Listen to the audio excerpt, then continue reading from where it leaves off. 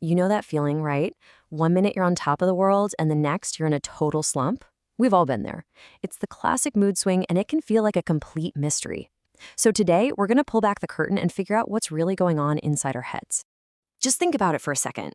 You've just had this incredible experience. Maybe a vacation you've been planning for months, or you finally finished a huge project at work, or maybe you just saw your favorite band live. The energy is electric. And then the next day hits, and you're left with this weird, empty feeling.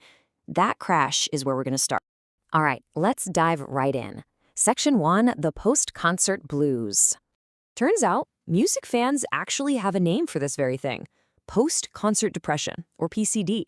It's that super specific letdown you feel after the last song has been played and the lights come up. All that anticipation, the peak experience, it's over, and you're just left with the quiet. Now, let's be clear, post-concert depression isn't something you'd find in a medical textbook. It's not a formal diagnosis.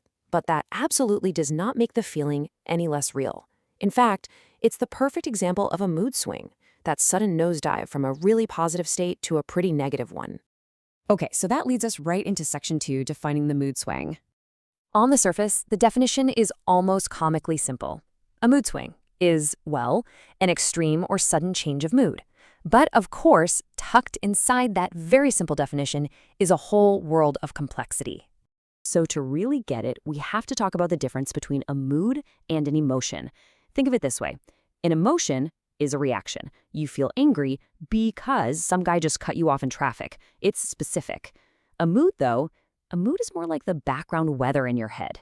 It's that general feeling of being cheerful or irritable that can just be there, sometimes for no reason you can pinpoint. And I love this quote because it puts it so perfectly. For most of us, these everyday mood swings are kind of like our internal climate shifting. We're not talking about a Category 5 hurricane here, just, a noticeable change in the mental atmosphere. So that brings us to Section 3, the science of swings. If our moods are like a climate, what's actually making that climate change? Well, a lot of it comes down to some pretty basic stuff. Things you'd probably expect, right? Not getting enough sleep, for one, or your blood sugar taking a nosedive after you've had a bunch of sweets. And then there are the big ones: major life stress, working through grief, and of course, hormonal changes, which are a huge driver of our mood climate. And if we zoom in even closer, right down to the level of brain chemistry, it's often about these little chemical messengers called neurotransmitters. Two of the big players are serotonin, which kind of acts like a mood stabilizer, and norepinephrine, which is more about alertness and energy. When these guys are out of whack, our whole emotional world can feel off balance. Okay, so we've established that these mild climate changes are a totally normal part of being human. But sometimes the pattern of those swings can point to something more significant. We're just going to walk through some of those patterns, but remember, this is about understanding, not diagnosing. Here's the most important thing to understand. When we start talking about this in a clinical way, it's not about the fact that your mood changes. It's all about the details. How intense are the highs and lows, how fast you switch between them, and what does the pattern look like over time? Those are the things that really matter. And just look at how different those patterns or signatures can be. With bipolar 2, for example, you're looking at distinct episodes of highs and lows that can last for days or even weeks at a time. On the flip side, with something like borderline personality disorder, the shifts can be much, much faster, happening over just a few hours, often in reaction to something that happened. And for some folks with ADHD, the swing isn't even between happy and sad. It's between this feeling of intense excitement and just profound boredom. The takeaway here is that the feel of the swing is everything.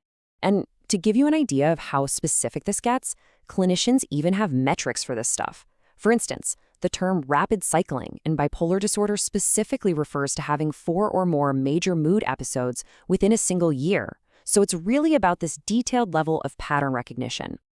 Okay, so understanding the science is one thing, but what can we actually do about any of this? That brings us to our last section, your emotional toolkit.